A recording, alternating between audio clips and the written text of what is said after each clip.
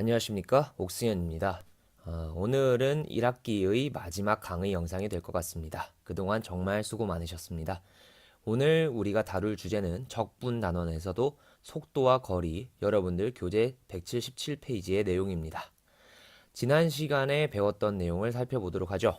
위치 x를 미분하면 속도 v가 되고요.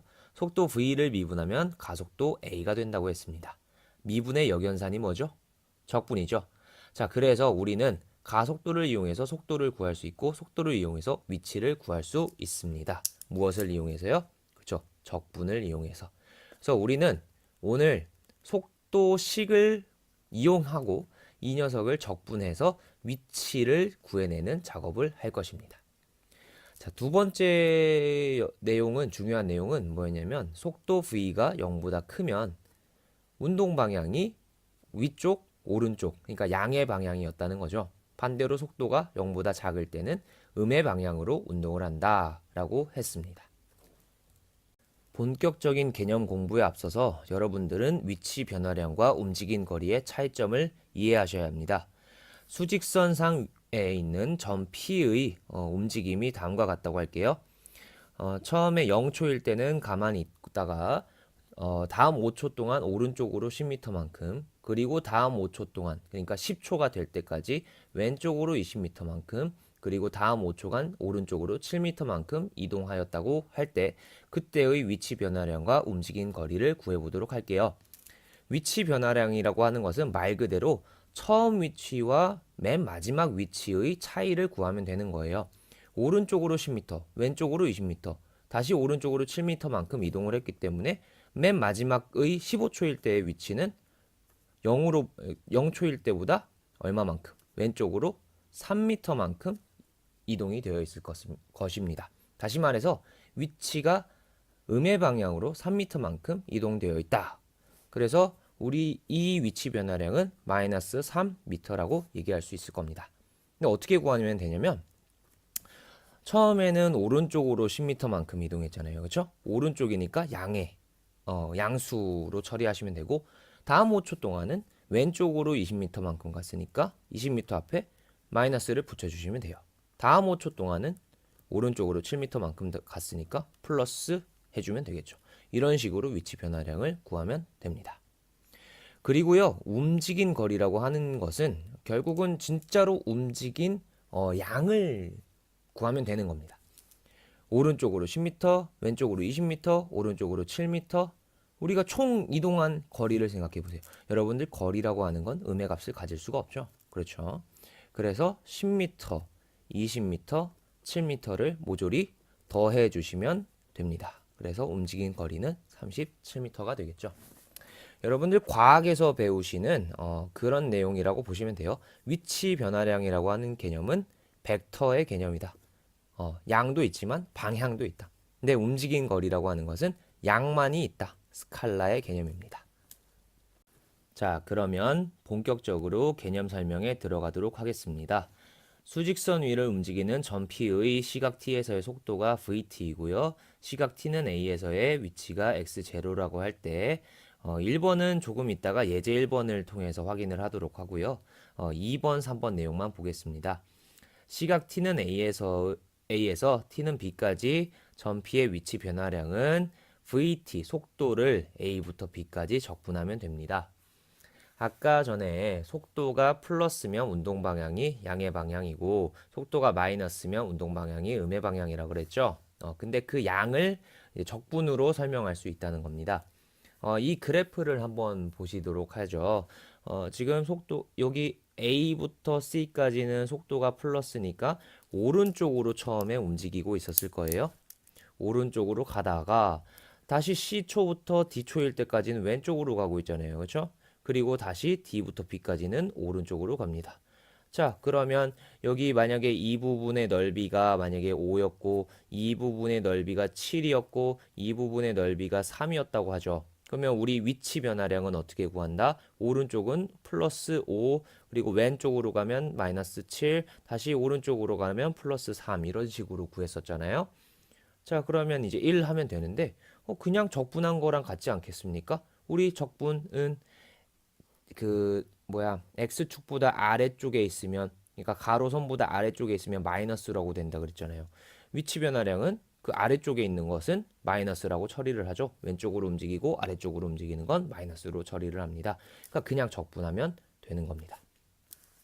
자, 그리고 이제 시각 t는 a에서 시각 t가 b일 때까지의 전피의 움직인 거리는, 그러면 아까처럼 여기가 5고 여기 넓이가 7이고 여기가 3이라면 그냥 위치가 아니라 거리를 이제 따지면 되겠죠? 5랑 7이랑 3을 더하면 되겠네요. 15가 나올 겁니다.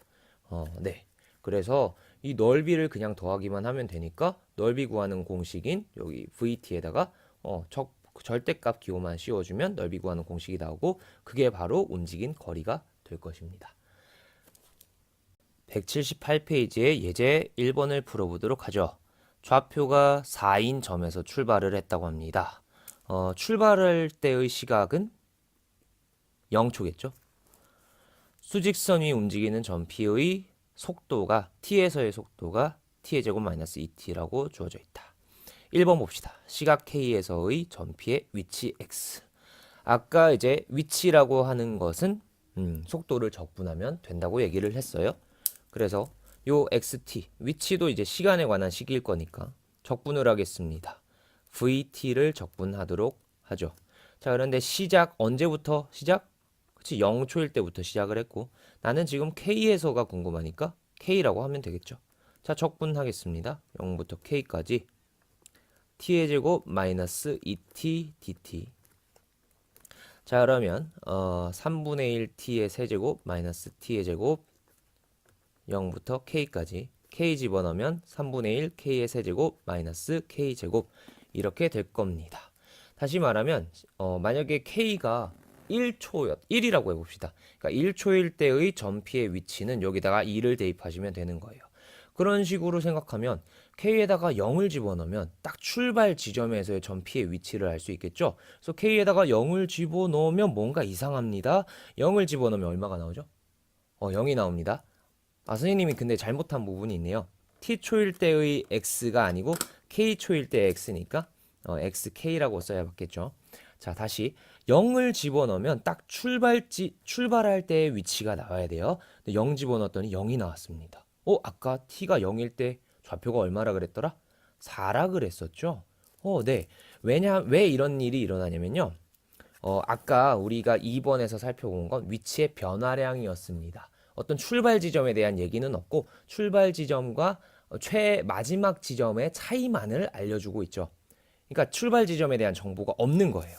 그렇기 때문에 여기에다가 출발 지점에 대한 정보를 더 써줘야 완벽한 위치가 나옵니다.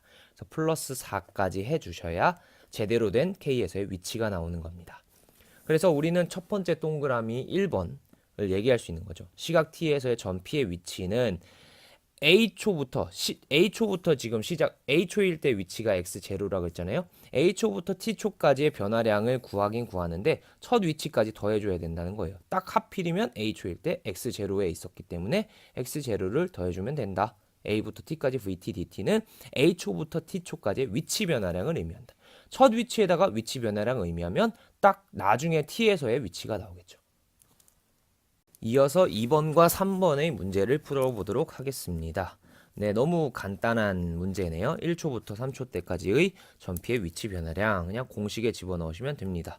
1부터 3까지 VT, DT 하시면 되겠습니다. 그래서 3분의 1t의 세제곱 마이너스 t의 제곱에다가 1부터 3까지 이렇게 하시면 됩니다.